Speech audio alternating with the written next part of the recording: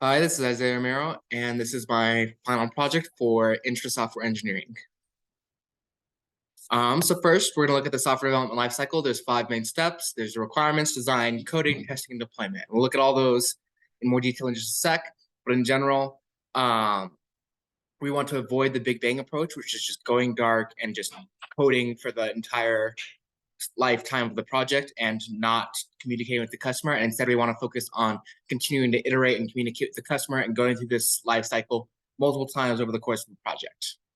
Next, we're going to look at stage 1, which is requirements. This is where you look at what actually needs to be done. This is where you create user stories with your customer, which is just looking at what needs to be done on the project or what the user would want, looking at things from the user's perspective for the project. And then once you get your actual requirements, and this is also where you create smart stories, which are each story should do only one thing, and they should each be specific, measurable, attainable, related, and time boxed. Once you actually have your list of requirements, then you're going to have to break it down and see how long each one takes and look at that overall timeline. Step 2 is the design. This is where you design not only the project itself, but also the timeline. The timeline, you're going to make sure that you break it into iterations and things like that. And then you also design the timeline by expecting your employees to be at 70% capacity so your employees don't get burned out. This is also where you sketch your requirements, sketch things using things like lo-fi designs or wireframe sketches. And then you're going to evenly divide the tasks and design how the project is going to be completed.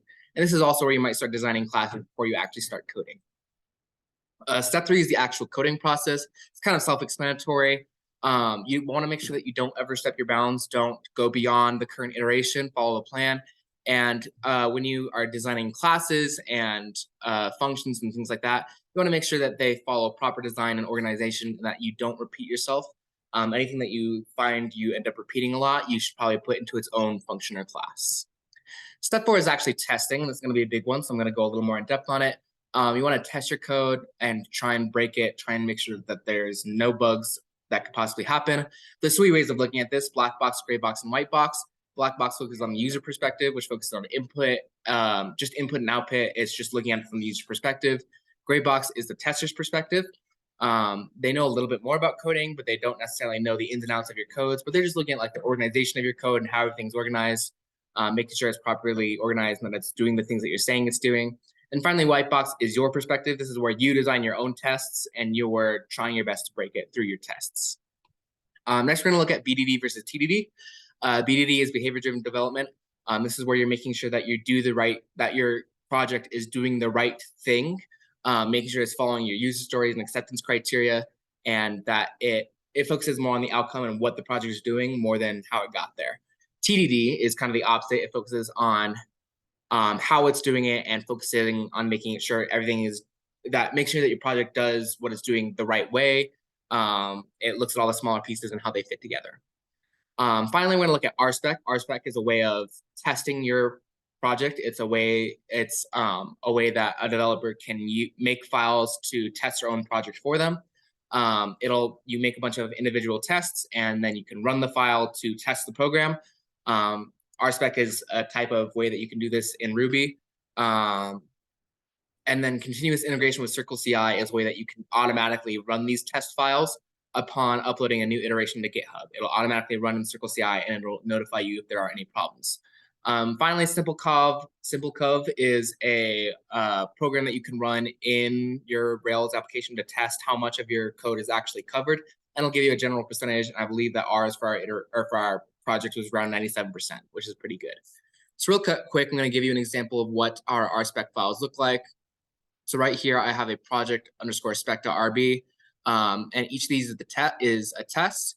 So this is telling you what it should do in just plain English. It should ensure the title is present, and this is it actually doing that test. So it creates a new project without a title, and then it should expect the title to be invalid because there is no title. And so you can create several tests. We created several spec files. I'm not going to go through all of them, but that's just an example of one. And then if you go over here to Circle CI, this is my Circle CI for my project. As you can see, I have a lot of failed examples.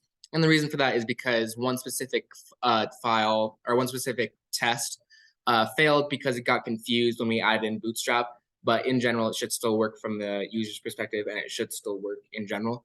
So it didn't break the code. And as you can see, it still says the status is operational. So I'm not going to worry about it too much. But in general, you want it to succeed. But if it does fail, you can go in and see what the specific problem is, as you can see right here.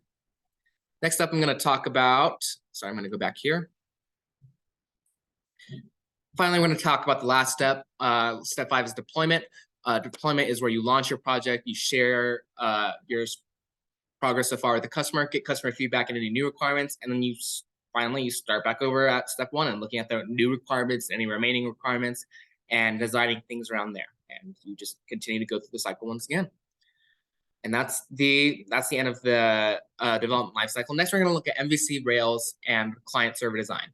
So Rails is an example of MVC, and it's also an example of client-server design. MVC is an example of client-server design, but Rails is an example of MVC, which is model, view, and controller.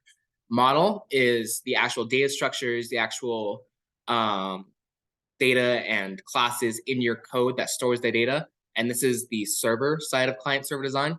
The view is what the user sees. It's usually programmed using HTML, CSS, and Bootstrap, which I'll show you more of in a bit. And this is the client side. And then the controller gets data in between the two. And it helps to keep the server's info private as well as the client's. And it helps so that each side knows only what it needs to know. Before we get into the reflection, I'm going to show you my actual project. So real quick, here's an example of Bootstrap. I use Bootstrap for my menu bar. I use Bootstrap for a lot of things in my project, but a quick example is if we go over here to my actual project, you can see this is in a little container, this black menu bar, and it says that right here, it's in a container and it has 1 row and 3 columns in that row, and each column leads to a link. So that made it prettier than just there being just the 3 links instead in general. So then if we go here, you can sign in. As you can see, I've already created an account. If you click login, you'll be signed in, and it says sign in successfully. You need to go to the project's homepage or sign out. I'm going to sign out and show you what it looks like if you create an account.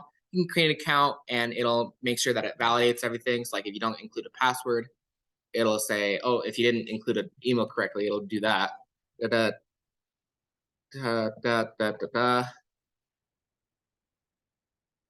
if you do that, then it'll say, yeah, so you see, so it validates your email, your password, all that. Just take my word for it.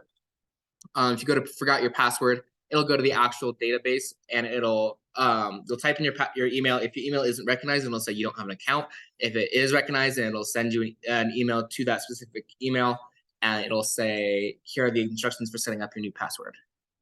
So I'm going to return to login, and I'm going to log in. And I'm going to go to project's homepage. All this is stored in the database on the server, and then it is made pretty using the view and using the controller. The controller gets all the correct information to it as needed. Here we have my description of my portfolio and my skills and all that. And then if we go to a project, you can see what it looks like. And if we go to edit this project, we can edit it. We make any changes, whatever. We publish it.